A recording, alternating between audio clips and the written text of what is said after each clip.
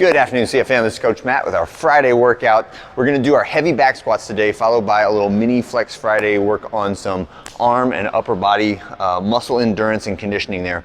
So let's begin with our warm up. We're gonna go 2 rounds through. The first round, I want you to start with 2 minutes of cardio. Second round, start with 1 minute of cardio. After that, we're gonna do a little bit of lower extremity prep. So bench step over high knees. So have your bench, and I want you to just step over, but when you step over, try to drive your knee up as high as you can. And again, we're trying to pull the heel towards the butt and get the knee higher than the hip as we step up and over. Then we're gonna do some power jumps. So when we do the power jumps, just try to think jump and land in the same position. You don't have to go super high, but I do want you to try to keep your feet wide when you jump and let the jumping and landing be the loading for the next jump. So make sure we're not jumping and then stop and reset the feet like that. I wanna see jump, land, jump, land. So part of the exercise is absorbing the force of your body coming back to the earth, okay? Next one we're gonna do from the ground, so scorpion stretch and then pigeon taps.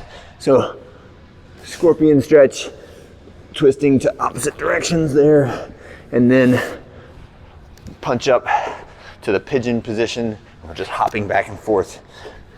Make sure you load the glute, like try to press your hips all the way back every rep so you get that good stretch on the glutes and that front leg, okay?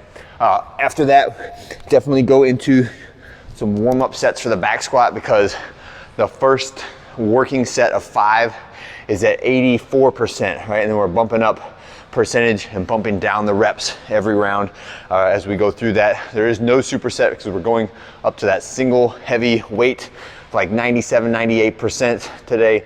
And as always, we make sure we prioritize good movement and completion of the sets over just the percentage. So it'd be better to hit 96% for that single and make it look really good, as opposed to 99% and a little bit of an ugly or a unbalanced lift, okay? So listen to your body as you go up in weight and make sure you're taking the appropriate amount of rest for those very heavy, high intensity singles and doubles and triples. So it could be like 2 reps and then you need to rest like 4 minutes until you do that single, okay? All right, when we finish that, we wanna set up a bench with the rack set up for bench press. So if you have it set at the squat height, you're gonna go down to the bench press height with your bench set up right here, but the bar will start off on the floor, and then you need your band hanging from the rig and a pair of dumbbells, right? So the way this one will work, we're gonna go 2 rounds through. You should have everything set up before you do the first round, because we have some timed rest in there. And that is to work on our conditioning. So it's kind of like an interval workout, but it's also strength conditioning and hypertrophy workout for our arms and shoulders. So we'll start with 95 at 65 on the bar, or somewhere around that, like 65-ish% of your 1 rep max shoulder press is the benchmark, or that's the metric that we're using to assign the weight for today. But if it's plus or minus a little bit in order to get you in the right rep range, that's totally appropriate, right? So we'll start by picking the bar up from the floor, and we're gonna do as many reps of a push press as I can before I stop. Now make sure that this doesn't turn into a push jerk, right? I only wanna do push press, and we're trying to get into, somewhere in the 12 to 18 rep range. When I finish or when I fail, I can no longer get the push presses anymore. I'm setting the bar down, turn around, look at the clock, and you can stand there, widen your feet out, and we're doing 12 reps of our sumo deadlift high pull next, okay? And just facing the camera for observation. Make sure the main thing on the sumo deadlift high pull is hips, arms, right? Making sure that the hip extension occurs first, the arm bend occurs second, and where you're feeling that float of the bar upward before you pull with your arms. Next, you're gonna rest another 20 seconds, put the bar back in the rack, and we're doing, next we're doing our close grip bench press. As many reps as you can. This close grip just means about shoulder width. I'm sorry, about chest width grip. So I don't want to be wide like my normal bench press width, but I also don't want to have my hands touching on this. So say like about rib cage width is good for my close grip bench press, and then again, resting 20 seconds, and then you're gonna go to max reps of a pull-up, right?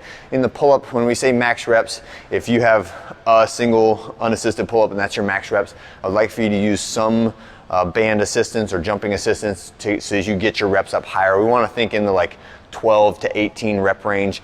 If you are a pull-up monster and you get 40, then fantastic, have at it. However, I don't want anybody to be less than about like 10 or 12 on that first set of pull-ups, okay? It may drift down lower as we go further, but I would like to keep the rep range relatively high for the pull-ups. After that, you're gonna do rest a little bit. When you finish your 2 rounds of your pull-ups of the entire sequence, push press, sumo deadlift high pull, close grip bench press, and then pull-ups. You finish 2 rounds of all of that, then we're going to go to our accessory burnout here, and it's just 100 reps total of band tricep extensions and double dumbbell hammer curl like that, keeping the dumbbells facing the same direction, palms facing together the whole time. And the way we'll work that 100 is I'm just gonna do as many reps of my tricep extension as I can, and when I hit failure, I get a really bad burn in the muscles, I don't feel like I can do any more, then I'm gonna switch, I'm gonna go to the hammer curls, and then same thing here.